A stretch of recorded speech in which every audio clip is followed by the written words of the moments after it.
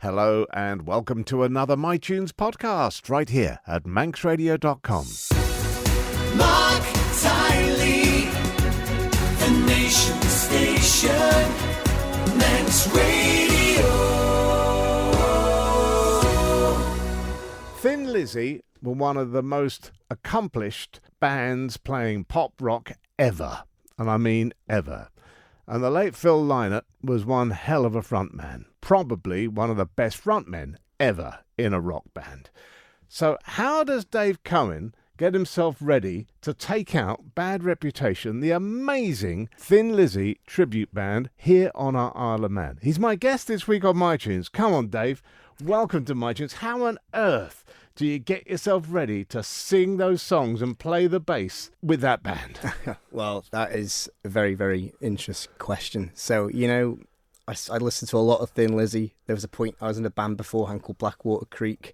We played a lot of Thin Lizzy stuff. I always used to joke that, I'd love to do a full set of Thin Lizzy music, and here I am doing that. So I suppose in respect, I have always been ready to do it. So yeah, and here I am now to tell my story.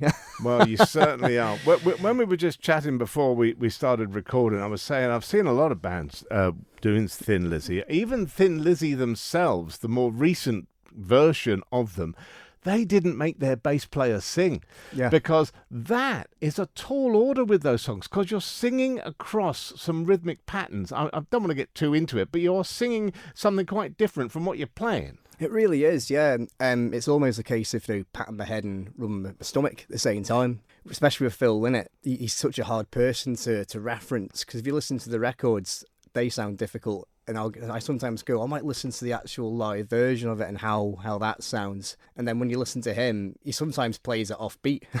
So it is quite a tricky thing to do, but it really is. I've never had to practice so much on Thin Lizzy stuff. It's such a difficult genre kind of band to cover, really. And I'm quite surprised. Well, I'm not surprised why there's been so little Thin Lizzy bands over here, really, because it's not easy. Well, we'll talk a lot more about Bad Reputation during this week, and some great gig news, so you can get to see them a little later on in the summer.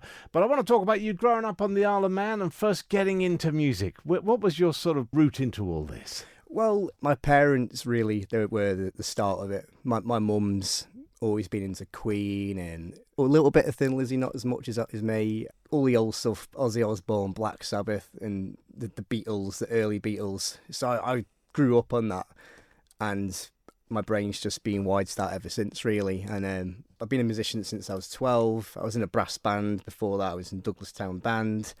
Cut my teeth, so to speak. And then my friend gave me a bass guitar. He was very much like, he got everyone involved in his projects, like, you're playing bass whether you like it or not. And here I am almost 20 years down the line still doing it. So it was bass first rather than guitar? Yeah, always been the bass. I wasn't quite good enough on guitar, so... No, listen, I'm going to stop you there, because that I find interesting. A lot of people migrate from the guitar to the bass. They don't necessarily start playing the bass, and I reckon that because you started on bass at a young age and have just got better and better on the bass, it puts you in a good position to do that role within this Bad Reputation band. Yeah, it really is. Like all the musicians I was listening to, like even from the word go, Phil Lynott was the one I listened to. I always thought he was a brilliant bass player. John Paul Jones, all the classic stuff. I always seem to find, you may agree as well, all the best bands who have ever graced this world have had the best bass players as well, like Beatles, McCartney, Who, Entwistle, go on and on and on. But they're all really great to listen to. But if you listen to modern bands nowadays, it's very basic. Mm. So and that's kind of the school that I've come from, really, in terms of learning to play your bass. Well, it's serving you well. Let's have our first choice. Your first choice. What's it going to be? So I'm going to pick Rhiannon from Fleetwood Mac. This is a favourite song of mine and also my partner's. She's very heavily into Fleetwood Mac. So I think she'd probably kill me if I didn't pick a song. So here you go.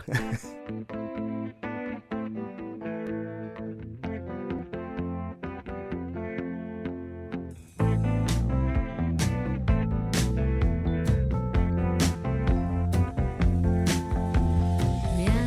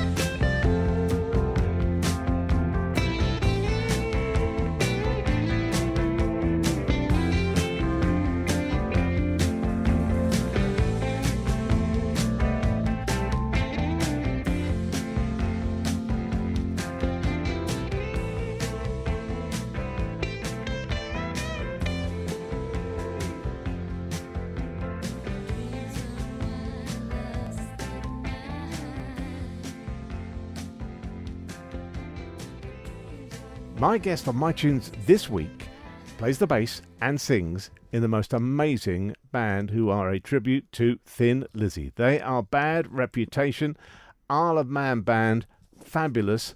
Don't miss them when they're playing during the, will it be Manx Grand Prix time, Dave? That's correct, yes. The 25th of August. So, get the date out, 25th of August, Promenade Suite. Promenade Suite, yeah.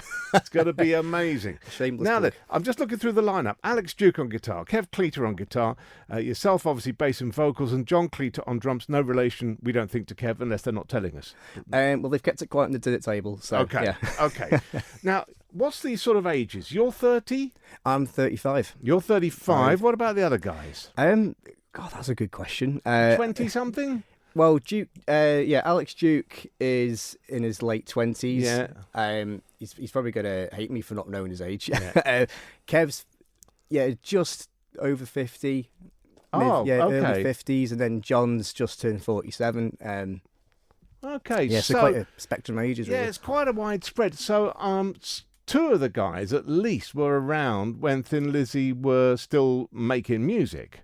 Yeah, they were essentially, yeah. They'd be pretty young. They'd be pretty young, but they were around. Yeah, they probably would have caught like the 80s kind of era, late Yeah. 70s.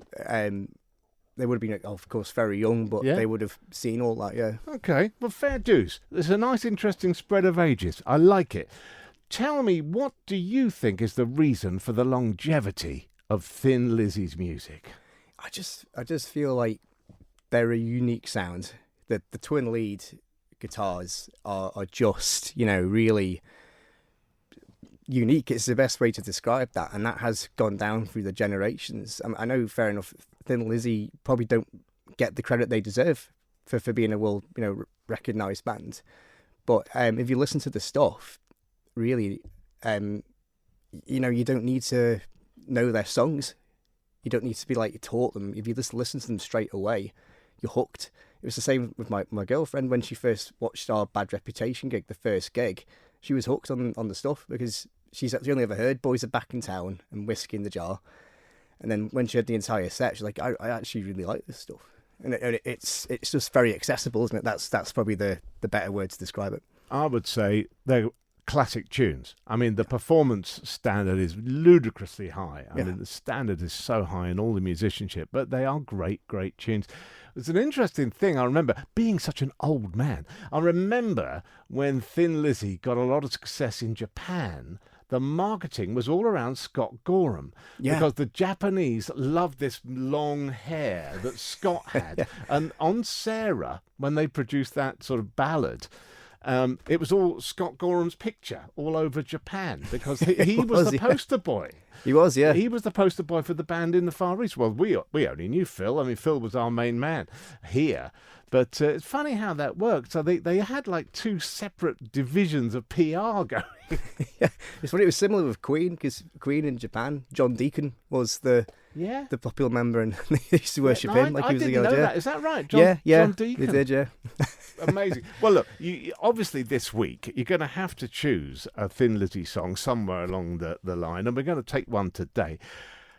Out of all the repertoire, how have you chosen just one? I mean, I know I've forced you to choose one, but how are you doing just one? Well, this one, believe it or not, was a fairly easy choice for me. The reason being, when we started out with Bad Reputation, we actually started out as a cover band, and then we transformed into this. And when we first tried Do Anything You Want To, which is a song I've picked, that's when I first heard Alex and Kev doing the twin lead, and I went, yeah, this is it, this is working, this one. So for that reason, this is why I've picked this particular song. And they got that off quite early on. This was the first time you heard them actually playing lead together. Yeah, it really was. Kev and Alex are a tight unit. They played together in Lost Dogs as well, which is the Pearl Jam tribute, and their connection together is really natural. I've never really seen anything like it, to be honest, so I'm a lucky boy. Here it is, Do Anything You Want To, Thin Lizzy.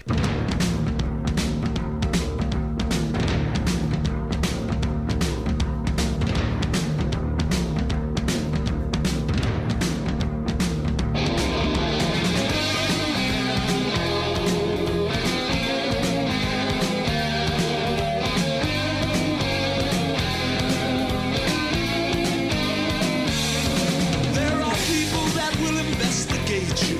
They'll insinuate, intimidate, and hesitate to state the fate that awaits those who try to shake or take you. Don't let them break you. You can do anything you want to do. It's not wrong what I say, it's true. You can do anything you want to do. Do what you want to.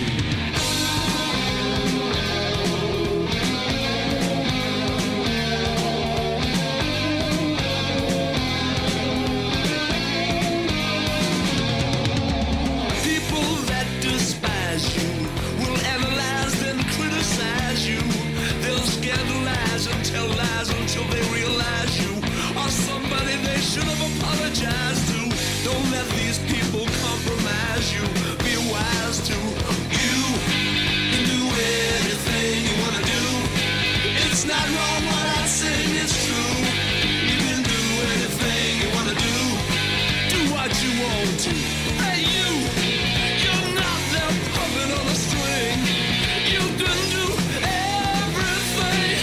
It's true if you really want to. You can do anything you want.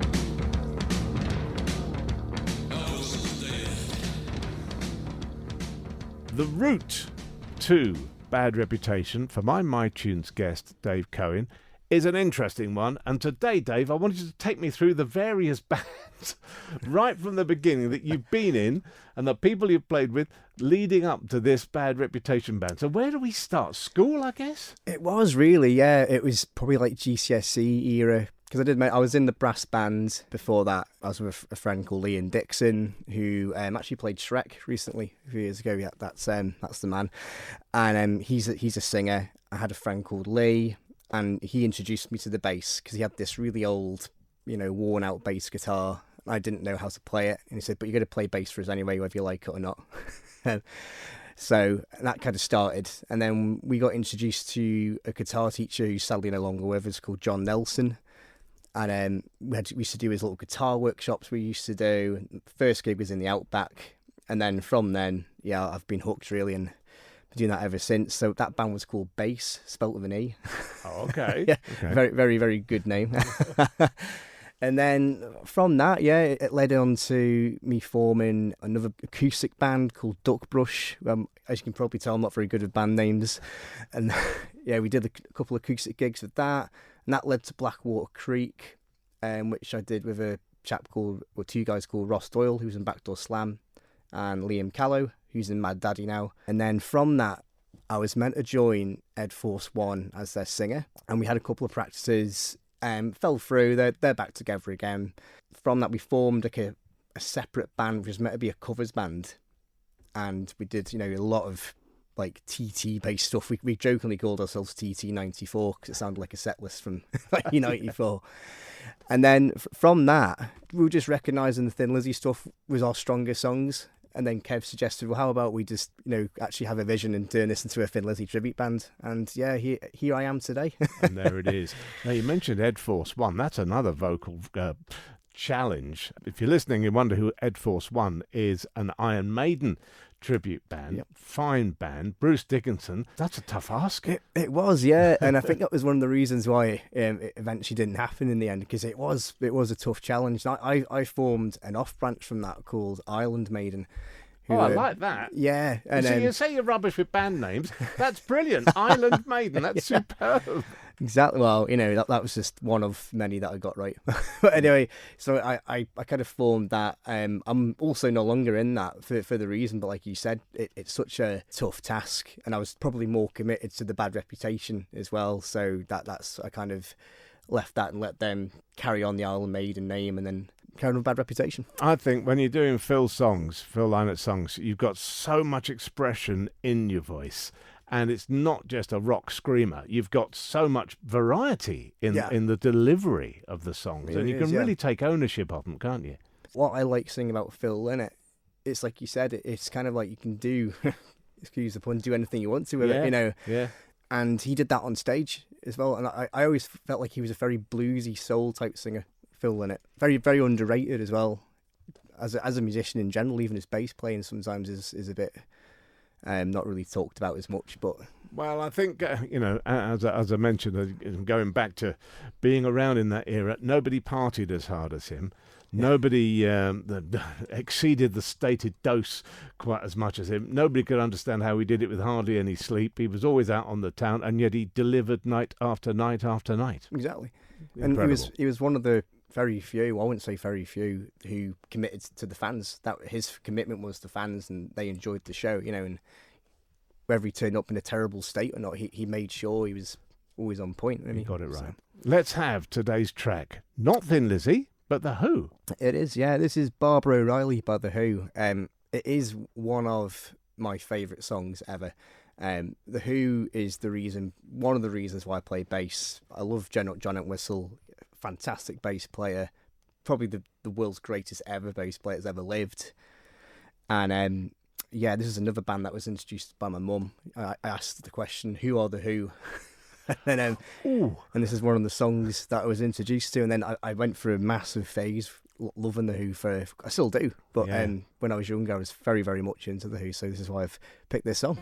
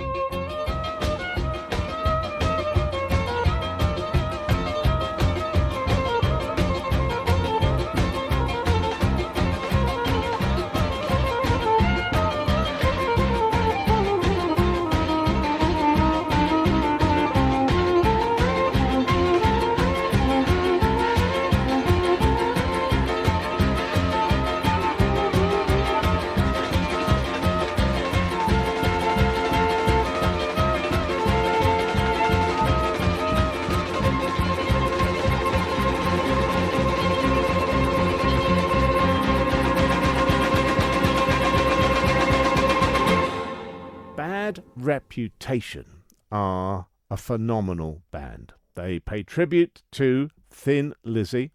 And if you were around at TT and went to see DCAC, they were the opening act for DCAC. And not without reason.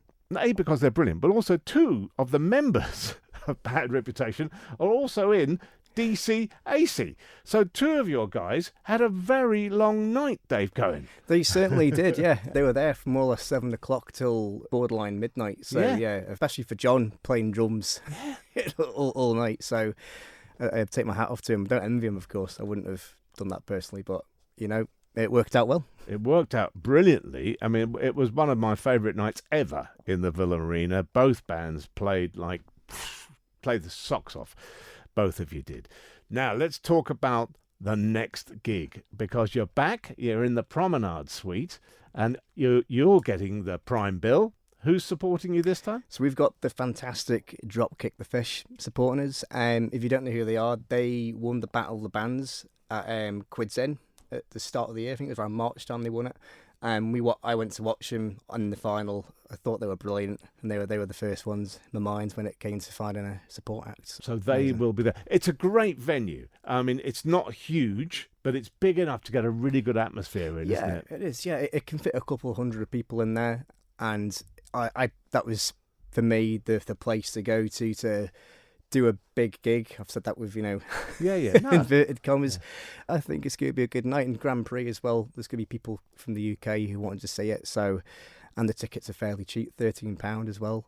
Bargain. Exactly. Bargain. Absolute It'll be bargain. full. It will be full. Now then, other work, because obviously playing a whole collection of somebody else's songs in one genre is brilliant, and you do it fantastically. Do you have other areas that you'd like to get into musically? Well, when I was in Blackwater Creek, we did do our own stuff, and I've been in other bands beforehand that write their own stuff as well. I'm quite good at writing music and lyrics at the same time. I'm a bit of a pretend Pete Townsend, or Phil Lynott as well. Yeah. Of course. So that's one thing I wouldn't mind to get back into at some point. But also as well, like a bit of prog rock. I'm quite heavily into that. I've got such a classic taste for my age. So yeah, I personally would like to do stuff like maybe like Rush and Genesis, stuff like that. Really, something where it's bass heavy. Where it keeps me satisfied. Is there anything in the pipeline? I've got something working at the moment with with another musician in terms of forming a prog rock band. So that will hopefully happen probably around November time once it's all kicking off. And then do keep us informed. We will. Yeah, keep I us shall informed. let you know. Right, we talk about Phil, and gosh, he had a remarkable life, really, growing up, and then ended up as a black Irishman in Dublin when there were very few black Irishmen anywhere, never mind in Dublin. And I don't know how he just rose through it all and just got this character, and he was bigger and louder and better and just did it. You've chosen another great Irish musician to finish off the week, Rory Gallagher. I have Mr. Gallagher himself, who, in my opinion, is the most underrated musician of all time. His songs are so accessible. Again, I often used to joke I'd happily do an entire set of Rory Gallagher, so maybe that joke might turn into another tribute act. But this song's called Moonchild. It's a personal favourite of mine. I've never actually played it with a band before. One of the songs I've always wanted to, so hopefully if I put this on the radio, a couple of musicians might come knocking to me. So, well, your man Davey Knowles, of course, did the Rory tribute band across America. Yeah, he did. That's right. Yeah, Davey took that out, I think, on 2 tours, and was hugely successful because he got into it straight away. A Band of Friends, Band of Friends, I think they were called. I think that's right. Yeah. Right. Well, it has been a brilliant week. Thank you for coming in for My Tunes. Dave Cohen, here's to that gig. Give us a date again for the Promenade Suite gig. 25th of August at the Promenade Suite, Villa Marina, with Dropkick the Fish. Villagaiety.com. Tickets available now, £13. There you go. I got that in for you. Oh, thank you very much. It's been a great week. Thank you. And you. Thank you.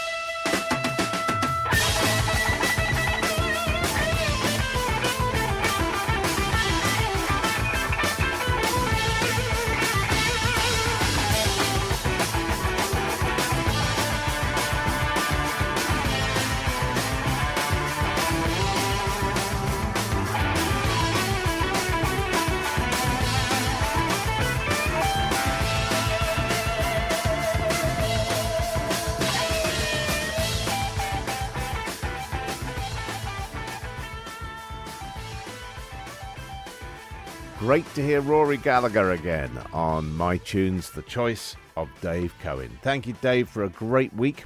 And thanks to you for joining us for this podcast here at manxradio.com. I'm Marc Tyley. Join me when you can for the morning show, 9:30 to 12, right here at Manx Radio.